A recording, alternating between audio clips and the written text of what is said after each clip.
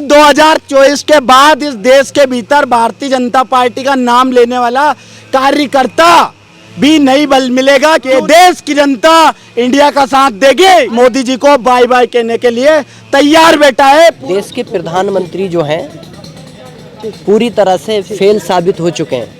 हर वो पार्टी आज इस फांसीवादी ताकत से लड़ रही है जिस गोडसेवादी विचारधारा ने इस देश को बर्बाद करने की जो कसम खाई हुई थी, आज पूरा इंडिया मिलकर उसको इस देश से उखाड़ के बाहर फेंक देगा। देश के अंदर जो है मोदी जी जो क्या करते हैं कि एक जुमला फेंकते हैं।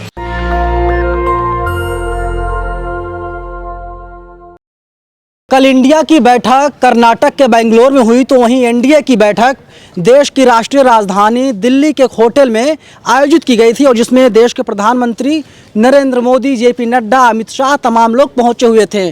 और नरेंद्र मोदी ने दम भरा कि 2024 में जब पूरे देश में आम चुनाव होंगे तो एनडीए प्रचंड बहुमत से चुनाव जीतने जा रही है। मेरे साथ कई लोग हैं। कैसे देखते हैं सर, आपकी क्या लगता है कि इंडिया वर्सेस एनडीए में जीत किसकी होगी? देखिए, इंडिया की तो जीत होनी है। इंडिया की सुधीर चौधरी कह रहे हैं कि अपोजिशन ने इंडिया को तो बदनाम कर दिया। जो जुमले पे आधारित हैं, जो जुमले पे जीवित हैं, वो कैसे लड़ेंगे? आप ये देखिए, अगर मोदी जी कोई बात कहते हैं, गृह मंत्री जी अमित शाह जी जो हैं वो कह देते हैं कि ये जुमला फेंका है, तो सीधी सी बात है, जुमले देखिए, उनके जो जुमले होते हैं, जो वादे करते हैं वो जुमले रहते हैं, और जुमले को जनता जो है समझ चुकी है बहुत अच्छी तरीके से। भगवान राम का मंदिर बना दिया, जुमला नहीं था। मंदिर से रोटी मिल जाएगी, मंदिर से रोटी मिल जाएगी। कटोरे लेकर बैठेंगे तो जाहिर सी बात है। हाँ, तो कटोरे का तो नंबर आ ही गया ना। आप भी कटोरा लेके बैठिए। आप क्यों कर रहे हैं ये? आप कटोरा लेके बैठिए ना।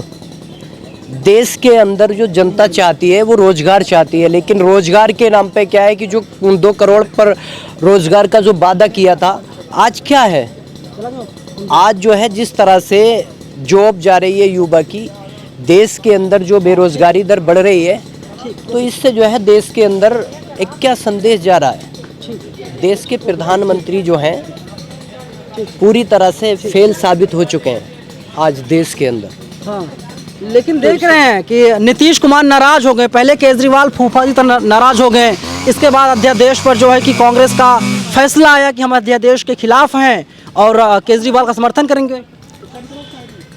देखिए, देश के अंदर जो विपक्ष पार्टियां हैं, आप ये मत सोचिए कि विपक्ष पार्टियां कोई भी कमज़ोर है। देश के अंदर जो है एक विपक्ष इस टाइम जो चल रहा है राहुल गांधी। हाँ। और राहुल गांधी की आपने जो पॉपुलैरिटी देखी है, जिस तरह से आप जनता के बीच में जा रहे हैं, जो लगाव है, जो युवा, आपने देखा कि अभी हरियाणा के अंदर भी जो है जो रोपाई की गई है धानों की, तो किस तरह से जो है ग्रोथ हो रही है, किस तरह से। क्या मतलब है? अरे मोदी जी भी दलित क्या खाना खाते हैं? दलित के यहाँ खाना तो खाकर वो भी आए थे मनोज तिवारी जी। फिर वीडियो वायरल हुआ था, आपने क्या कहा कि किस तरह से जो है मतलब दलित को जो है बतलाया जा रहा था कि वहाँ पर जो बैठने दिल नहीं कर रहा था, ये कि मजबूरी है खाना। तो ये सारी चीज़ें वो दिखावे के लिए करते हैं, लेकिन राहुल गांधी जी जो दिखावे के लिए नहीं कर रहे हैं। देश के अंदर जो है मोदी जी जो क्या करते हैं कि एक जुमला फेंकते हैं, वो जनता को जो है मतलब एक तरह से जुमले से आकर्षित करते हैं, लेकिन जुमला अब जो समझ गई है जनता। कल मोदी जी अशोका होटल से कह रहे हैं कि अपोजिशन कह रहा है कि मोदी जो है देश के लिए बेकार किसी काम के नहीं है, लेकिन देश की जनता कह रही है मोदी जी आप मत जाइए, आप देश के लिए बेहतर हैं।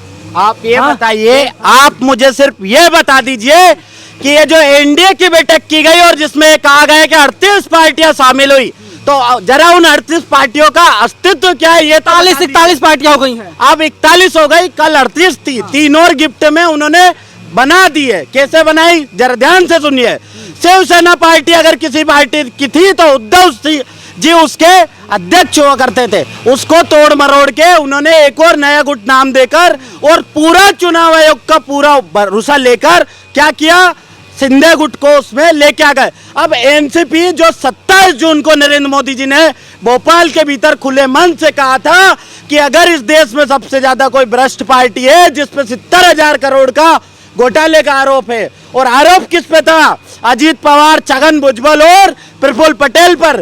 क्या किया, सिर्फ 5 दिन के भीतर उनको नई पार्टी बनाने पे मजबूर कर दिया और एक को मुख्यमंत्री, दूसरे को मंत्री और 8 को और मंत्री कैबिनेट बनाकर यहाँ दिल्ली अशोका होटल में बुला दिया। दिक्कत क्या है? उनके पास मीडिया है, आपके पास क्या है? मैं कह रहा हूँ इंडिया में कौन है, ध्यान से सुनिए।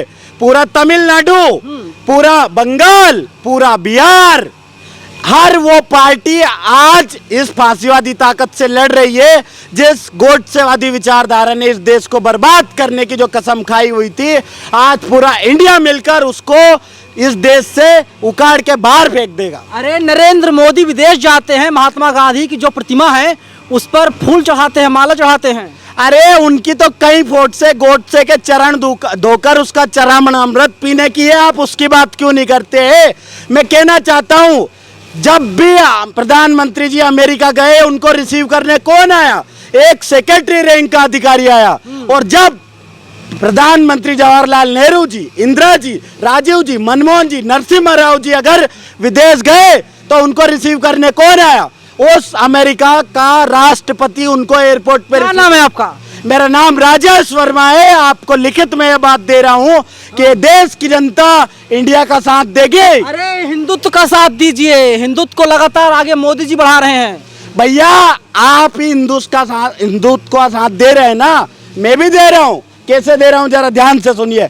अगर वो सीमा इधर किसी मुसलमान के घर आ गई होती तो सीमा, अरे जो पाकिस्तान से नहीं आई है, राष्ट्रीय भौजाई है, स्वीकार कीजिए। अरे सुन तो लीजिए, अगर मुसलमान के घर आई होती तो उसका घर खंडर बन गया होता और पूरे परिवार के लोग जेल में बैठे होते।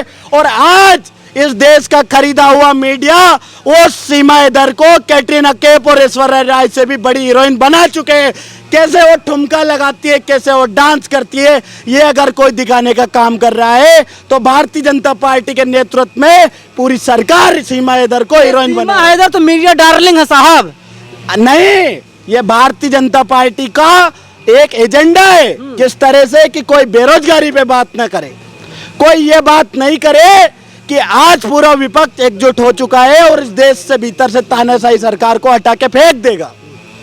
क्या लगता है कि 24 में जो है कि मोदी जी आएंगे या नहीं आएंगे? मैं तो ये कह रहा हूं कि 2024 के बाद इस देश के भीतर भारतीय जनता पार्टी का नाम लेने वाला कार्यकर्ता भी नहीं बल मिलेगा। क्यों नहीं मिलेगा? क्योंकि इस फांसीवादी ताकत ने इस देश को इतना बर्बाद कर दिया है कि आज हर व्यक्ति इस मोदी जी को बाय बाय कहने के लिए तैयार बैठा है। पूरा विपक्ष आप लोग लगातार गाली दे रहे हैं मोदी जी को। गाली तो वो खुद देते हैं, गाली देते हैं, प्यार की बात करते हैं। तो लीजिए, कपड़े देखकर पहचान लेंगे, क्या खाते हैं इससे पहचान लेंगे।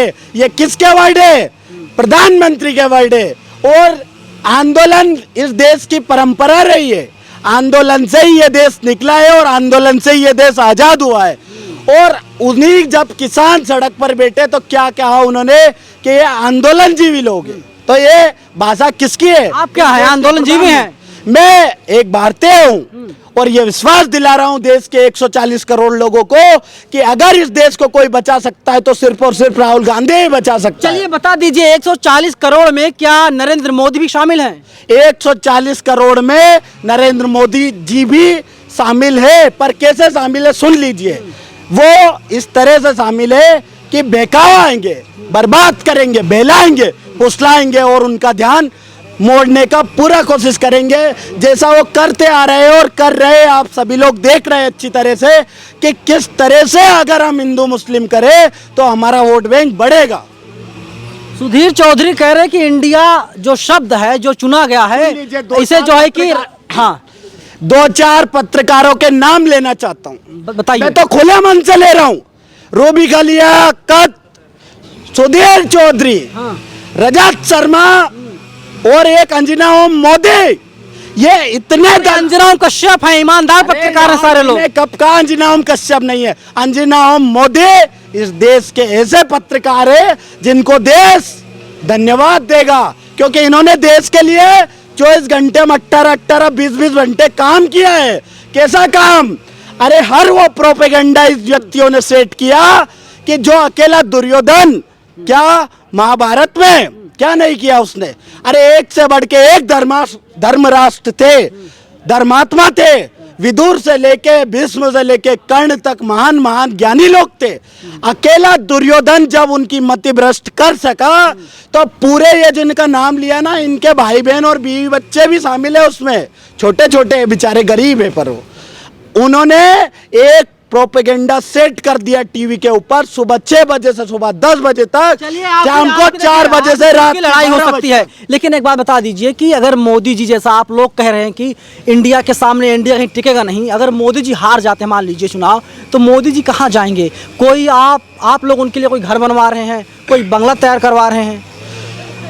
आज तक जो पूर्व प्रधानमंत्री जी को जो सुविधाएं मिली है, मैं लिखित रूप से दे रहा हूं कि कांग्रेस पार्टी प्रधानमंत्री जी के कौन है? आधिकारिक प्रवक्ता हैं कांग्रेस के? आधिकारिक प्रवक्ता मैं आपको बता रहा हूं कि उनको हम मार्गदर्शन मंडल में जरूर नहीं भेजेंगे और उनसे हम ये सीख जरूर लेंगे कि किस तरह उन्होंने इस देश को तोड़ा है, तो हम उन पद चिन्हों को ही मिटा दे और आगे बढ़े प्रगति की राह पर। गांधी अकेला सब पे भारी कांप रहे हैं आप लोग। बिल्कुल, एक अकेला सब पे भारी राहुल गांधी। राहुल गांधी क्यों? पूरे 4000 किलोमीटर अगर कोई पैदल चलने का किसी में साहस है तो सिर्फ और सिर्फ राहुल गांधी में। मजदूर भी पैदल चलता है दिन भर वो भी खेप फेंकता है। यार आपने मजदूर की बात याद दिलाकर मेरा दिल खुश कर दिया।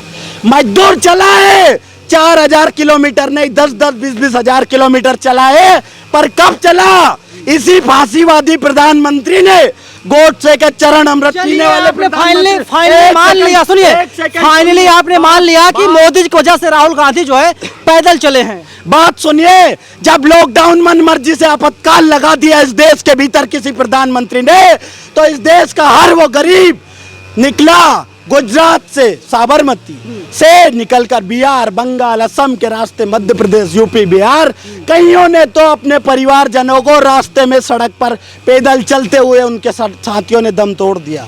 ये काम अगर किसी ने किया है तो प्रचार मंत्री नरेंद्र मोदी जी ने किया।